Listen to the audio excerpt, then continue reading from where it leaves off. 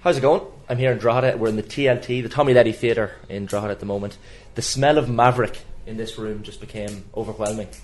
Two lads just walked into this room and you'll probably recognise both of them. It's Jimmy White, Ronnie O'Sullivan. How are you lads? Yeah, good, thanks. How are you doing? You alright? Very good. Relaxed. Excellent, thanks. Do I look relaxed? You chilled out, chilled to the bone, look at it. Absolutely. Is it fair to say you idolised this man growing up? Yeah, definitely. You know, when I first started playing snooker, you know, Jimmy was the man, you know, flamboyant, talent, people's favourite, most exciting. So yeah, obviously, you know, Jimmy was like my hero growing up, you know. It looks like I'm buying dinner again tonight. There was a concert recently in Croke Park in Dublin, Rolling Stones. Yeah. Now, I've just finished Jimmy's book, Jimmy's autobiography, and the Rolling Stones feature quite prominently. Talk to me about Ronnie Wood's house that night. That sounds like the... I know, you better tell this one, Jim, because I always... Ronnie the other day, actually... I don't know if I'm sort of like bigging it up more than it was, so maybe get Jimmy's version. Well, Ronnie just went to watch the Stones the other day with his girlfriend Layla. Like, you know, he was in Coventry, so he only went a few days ago. But Ronnie's a good pal of mine, and he always has a snooker table in all his houses. And one night we was there. We'd been there for a little while. We had a few drinks with Keith Richards. So as you do, one night turned into 3 nights. So me and listen, no grassing children are watching this. No, we had. But what it is. I stayed for breakfast. You went home. Didn't come back the next day. Yeah. I got the red room. Yeah, Remember the red yeah, room? of course, man. Yeah. You could sleep in the red room. And I was like, wow, what's the red room? It's amazing now. But Keith and Ronnie, they were sort of they're meddling about with the guitars and all that. So we're sort of, you know, you got two people that, you know, they're one of the best guitarists in the world, aren't they? You know, they've been going forever. Ronnie's played in so many different bands, him with the Stones, and he just asked us to play snooker, you know, and they've been playing guitars for us. Who are we to say no? And we've had 10 frames and had something like 8 or 9 centuries, you know. Ronnie had 8 and I had 1. No, I think Ronnie had 6 and I had 3. I remember you beat me that day. No, but it was you know, it was an honour to you know, to entertain two people who entertain a lot of people themselves. Is it true that Ronnie Wood taped over his wedding video with a video of you playing? Yeah, snooker? well, I didn't notice that until I see Top Gear the other week, and he was there when he was with his ex-wife Jo, and apparently he taped over. In them days, it was just getting into video recorders, and he taped over his wedding, me playing Steve Davis somewhere. So she weren't too pleased. No, I can imagine. No. The confidence that the Rolling Stones lad exude is something that the pair of you probably are familiar with as well. There was an incident years back. We didn't get to chat about it back at the Crucible when we last spoke, but Jan Verhaas, you asked Jan Verhaas how much the Maxi prize was worth. Yeah. Now, this wasn't when you were on the final blue or pink. This was after one red and one black had been sunk. Well, I think if you're going to do it, you might as well like really take the piss. But that's... If you're going to like, you know, try and pull something like that off, you might as well do it early, put the pressure right on and go, right, this is like proper taking. Just go for it. Yeah, this is like proper arrogance. I love it. I love it. I love it. Listen, I was watching that on TV, and that was an absolute amazing sporting feat. It's like a golfer saying, right, I'm going to birdie the last 4 holes. You know, this is how, watch me do it. And he went on to make the 147. And at the end, I don't think he wanted to pop the black. No. But I think because he's such a good... still regret that. See, yeah, but I think because you're a pal of Jan Verhaas, Jan's gone, look, the crowd run. But it was a statement he made. But through that statement, I know the 146 statement, because the icebreaker is not very good now. Yeah. He got it across there with the 146 before, yeah. Oh. You've said before... well, various pundits and snooker pundits have said that snooker is quite dependent nowadays on characters like yourself. Do you think that's me? Plenty of people have said that. Oh, right, I thought you said that. But there's a quote from your book, I think it was. I think it's the personality thing that's the biggest factor. Snooker players are all boring bastards, basically. So, is that the problem? No. That there's not, that we don't have these Alex Higgins or Jimmy Whites or Ronnie O'Sullivans. We don't have as many of them as perhaps the game needs. I don't know, they're not Where's boring. that numpty mug? Where's that numpty mug? Yeah, let me give Ron the cup. This is Robbie Huxley, Ronnie's friend. Yeah, here's Ronnie. Numpty. Ron. I'll bring this with me at all my tours. Too many numpties on the chair. But no, listen, the snooker players are just nice, genuinely nice people. And listen, you can't have 128 Jimmy Whites or 128 Alex Higgins, because you'd go, well, they're all the same, you know. So you need different characters. I think sometimes they could let themselves go a little bit, play the way me and Jimmy play, which is like go for your game, enjoy it, don't be scared to lose. A lot of them are like playing like life depends on it, and I don't like to see people playing a game which is meant to be fun where their life depends on it, you know. But if your life really depended on it, I'd say I get what you're saying, but it's just a game at the end of the day, and I think a lot of people get sucked in by winning, and it's nice to win, but it's nice to play good, you know. Like, you know, when you watch Messi play football, there's no point in watching anybody else. You watch Jimmy, you watch Alex Higgins, you watch Hendry play snooker, then why bother watching anybody else? Do you see what I'm saying? I totally understand. So it's like, I think people should attain to play the game to the best, highest level that people like to see, you know. So I try to encourage that if I can, you know. And Snooker's so lucky to have Ronnie O'Sullivan. Not only is he flamboyant, but in my opinion, and I think every other snooker player has been, he's the best there's ever been. So he's took the game to a new level. So I think Stephen Do you agree? Hendry, well, he won't agree because he's modest.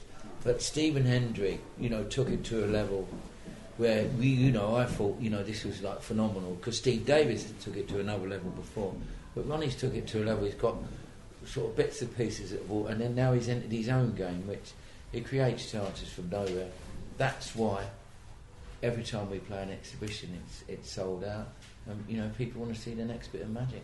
I've always tried to work out in my head the difference between yourselves, the Whirlwind and the Rocket. What are the differences? But you said in your book that the big difference is that, Jimmy, you want to make people smile and win, whereas Ronnie just wants to win. Is that a fair assessment? Well, yeah, I think where Ronnie was, his dad from an early age sort of worked, and you know, it's okay going for your shots and all, but there's some shots that, you know, will cost you the game, you know, weigh them up. So he took a bit of Steve Davis, took a bit of me, took a bit of I think Hendry was a bit younger than me, so there was a bit of all three in there, and then, you know, he's come through as you know, greatest player I've ever had. One of my favourite quotes that I've read in recent times was in your book, and it involved Steve Davis. And obviously, everyone knows in the mid-80s you were a bit of a party animal, whereas Steve Davis was perhaps the antithesis of that. He's a DJ now. He's turned it right round. He's out every weekend. But the best quote, you said of Steve Davis, Steve would happily sit in his room and play chess or a board game, whereas I'd be out somewhere causing murder. I like to dabble, he liked to scrabble.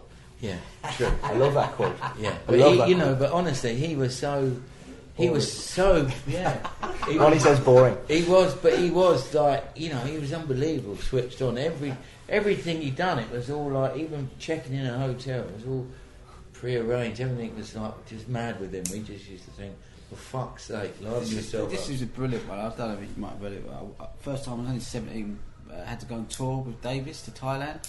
So I get picked up. I'm going to try and cut it as short as I can. Go to Steve Davis' house. He gets in the car. He goes, hello, all right, gets his computer out. Don't speak to me towards me. Get to the airport. We check in. Still doesn't talk to me. Gets to the lounge. Gets his laptop out. Still doesn't talk to me. Get on the plane. 13 hours to Thailand. Gets on his computer. Like that for 10 hours. Get off the plane. In the cab. Back on his laptop. Get to the airport. Get to the hotel in Thailand. Check in. Still hasn't said nothing to me. Get to the hotel room. He goes that way and I go, he goes, right, see you later. That was 20 hours. Wow. And I always said he must be so comfortable in his own skin, he doesn't feel the need to actually make small conversation. And since that day, I've loved him ever more.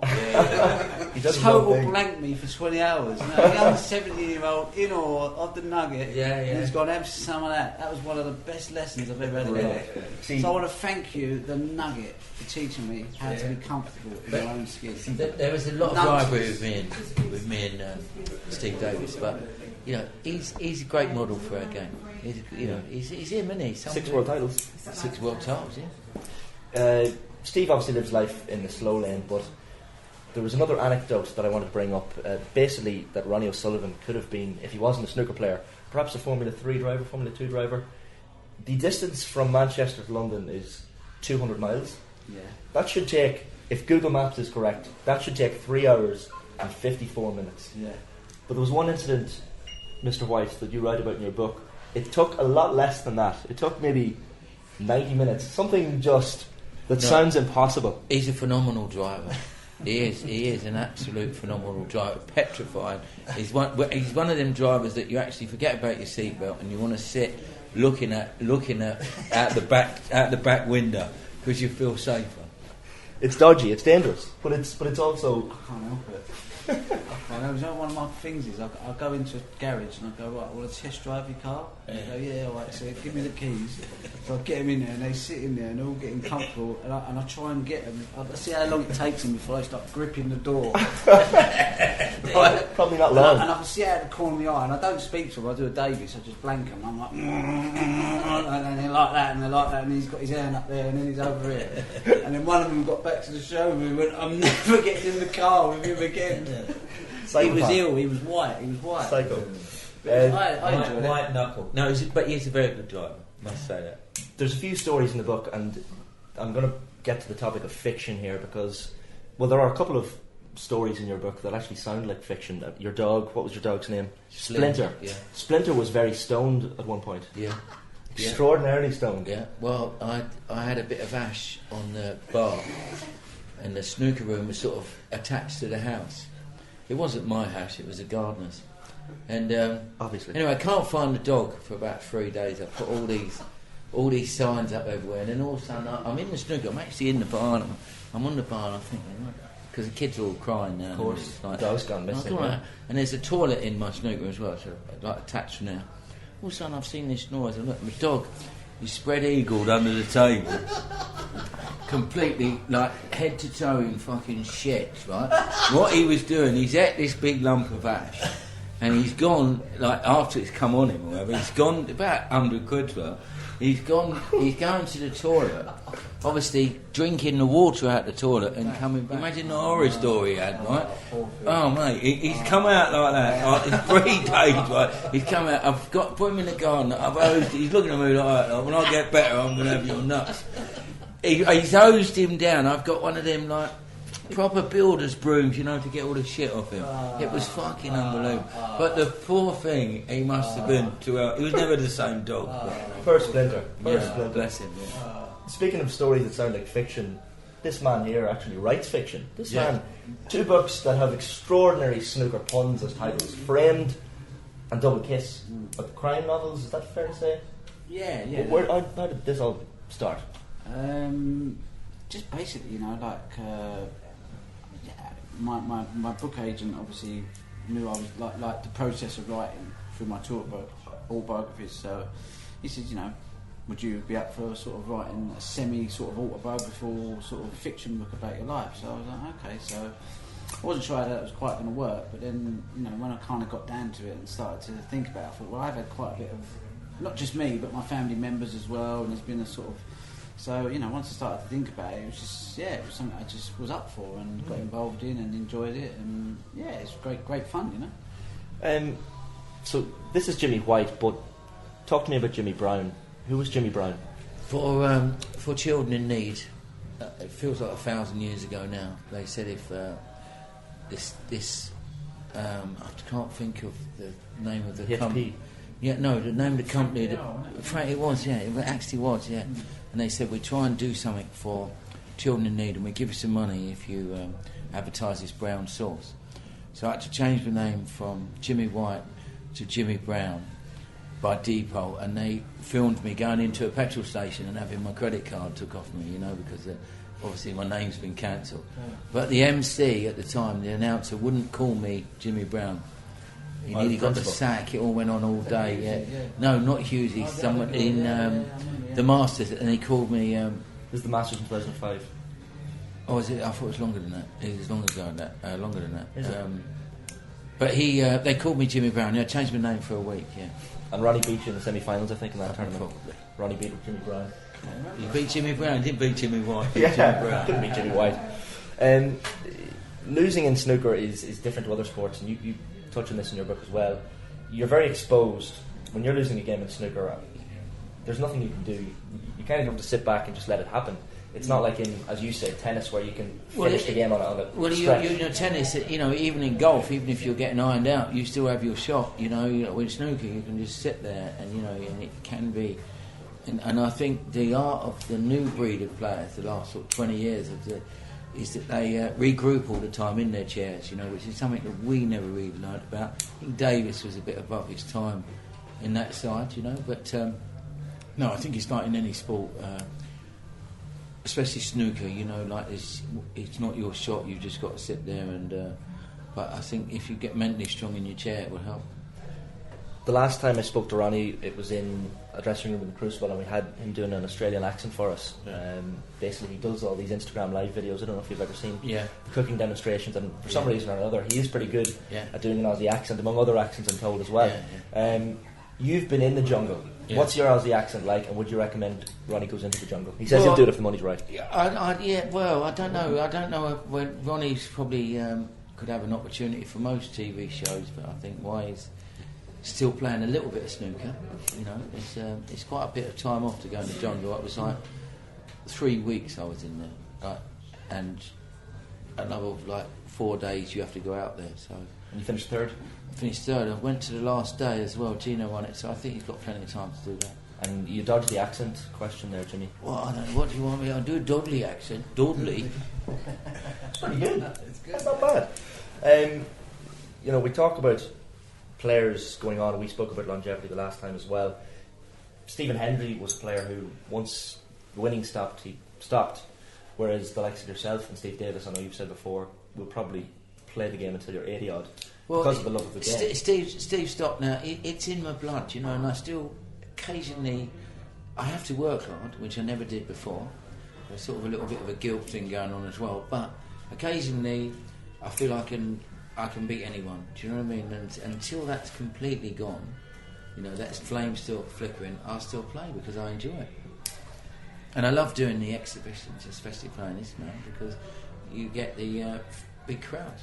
Tell me about the exhibition you did in Ireland years ago. You mentioned it in your book as well, in Trim in County Meath. I think the same guy for John, wasn't it? Yeah. Really? But what it was, two guys had come out, they got their cues and everything, and they paid €500. Is this an auction type thing that they paid €500 for charity. Okay. So they've come on to play a game of doubles with me and Ron. I broke the balls off. They haven't had a shot. We've shook hands, photographed them. I broke the balls off. Ronnie's potted along red and made a 147. Ronnie's gone, let's give him another game. I said, look, Ronnie, you got 600 people all screaming here. They loved it. You can't sort of top that. So anyway, he broke. I potted red and made a 147. So he never got shot. So I don't think that's ever been done in doubles before. What a story, though. Yeah, brilliant, though. To have paid that for that. But obviously, talking of shots and thinking of 147s, do you know that far ahead, say 6-7 shots ahead, what your shot is down the line? I know probably the top players 2 or 3 shots down the line. But I think with Ronnie, you know, if the balls are nice, it sort of actually really knows his route right the way through, really. So it's just how he keeps the cue ball in control. Excellent, lads. It's been an absolute pleasure. Cheers. Again. Nice to see you. We've got a few dates. I have to mention these dates that you're doing exhibitions later in the month as well. 25th in Mullingar this month, 26th in Limerick, 27th of June in Cork, the 20th in Kilkenny, and the 30th of June in Belfast. Ronnie's going to be back on. Hopefully a couple more 147s in those as well. But tickets at ticketstop.ie for those as well. Ronnie and Jimmy White, been a pleasure as always. Thank you very much. Cheers.